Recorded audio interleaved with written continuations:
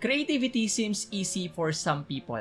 But in reality, even creative people say that creativity doesn't come easily all the time. Hey guys, welcome back. If you're new here, my name is Lad. I'm a graphic designer and a full-time learner, and I create videos. Creativity doesn't come out of thin air. Some days we feel creative, but other days we can squeeze ideas out of our minds. Maybe that's one of the reasons why we think it's hard to be creative, because we force ourselves to become one. Actually, you don't have to force yourself to be creative. Minsan pa nga ideas come off when we take a nap or we take a walk. But to be honest, it's really hard to be creative. Hindi dahil mahirap mag-isip ng ideas, pero for some personal reasons. And that's what I want to talk about today. Why it's hard to be creative and what to do about it. Let's start by defining creativity. Sabi ni Robert E. Franken, creativity is defined as the tendency to generate or recognize ideas, alternatives, or possibilities that may be useful in solving problems, communicating with others, and entertaining ourselves and others. It's also the ability to connect ideas that haven't yet been connected, the ability to solve problems, or the way you express your emotion and feelings for yourself and for others. Creativity is not limited to artists, designers, or writers. My personal belief is that every human being is creative. In a way, we all create every day. Now, why it's hard to be creative? This is one of the hardest part of being creative, to generate new ideas. To find ideas that resonate with your emotions, or feelings, or the way you want it. Ideas don't come out of thin air, and madalas we wait for inspiration to come before we create. Hindi mo na alam kung saan kukuha ng ideas, and it seems that all ideas are already created. Austin Kleon suggested that we have to free ourselves from the burden of trying to be completely original. Kasi in reality, wala nang original sa mundo.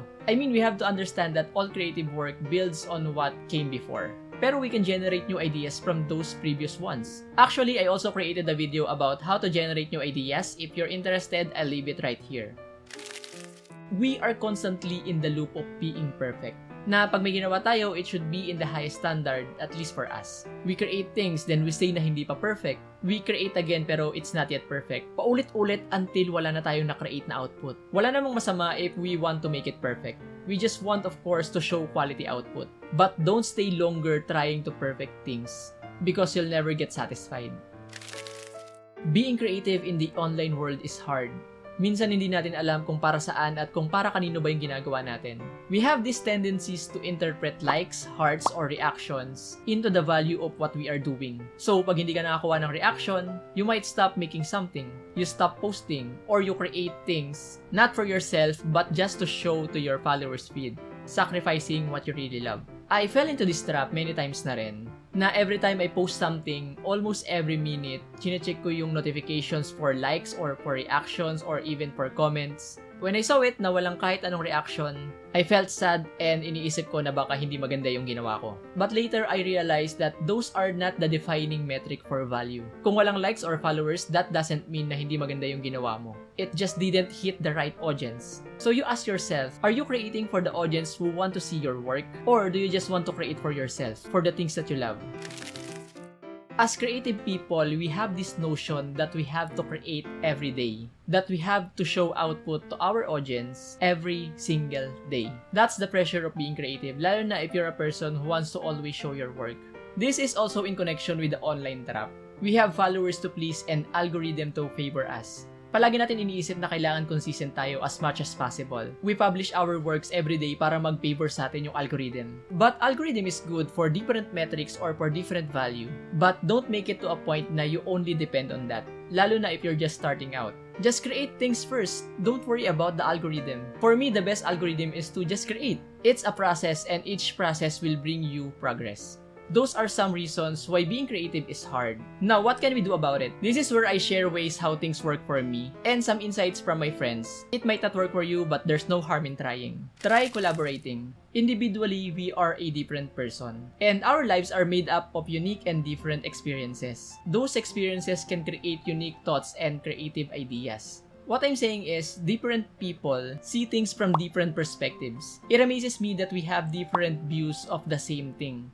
For example, my belief is that all people are creative, that we have different ways to show and execute creativity. But maybe for you, there are two people, creatives and non-creatives. And I love listening to people who have different views, na nagpapalitan ng ideas or casual na nag-uusap lang. Most of the time, when I listen to them, nagkakaroon ako ng panibagong ideas for content na gagawin ko. Kaya I also like collaborating with fellow creatives. It's a win-win situation and we learn new things from each other. And the information I get from those people na nakaka-collaborate ko can be reassembled in many ways. Minsan, we can get some interesting ideas, and sometimes there are meaningful ideas that could lead into meaningful results. Most of the time, a lot of amazing ideas doesn't come from inside your head, but from the social interactions you've made. Learn and practice. You can't create without knowing about what you are trying to do. You have to expose yourself. If you want to be creative, spend time in learning about the things you want to be creative in. Look for what others have done before. Learn the fundamentals. Matagal ko na gusto matuto ng digital drawing. And when I started learning about it, I immediately apply kung ano yung mga natutunan ko. I practice, and practice. Until now, I'm practicing but I'm learning more about it. May kasabihan nga na education without application is just entertainment. Creativity takes a lot of time and hard work. And yung mga aha moments, it emerges when you are doing something. Know what you value and serve your audience. Creativity can serve you or it can serve others. It could be selfless or selfish, pero there's nothing wrong about it. I got this answer when I asked my friends about creativity. And Ian, one of the people who give his insights, said that some people gusto lang nilang i-share yung mga expression nila na okay lang kahit konti or wala silang audience. They just want to create. And there are also creative who want to serve other people by sharing their work and to benefit other people.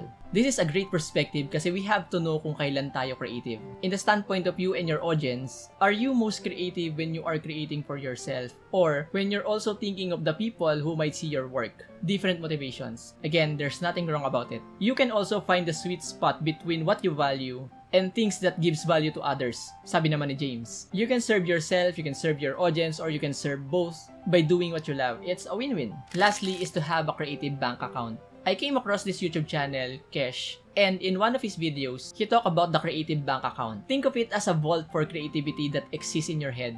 You can access it, you can put things in it, or take things out from it.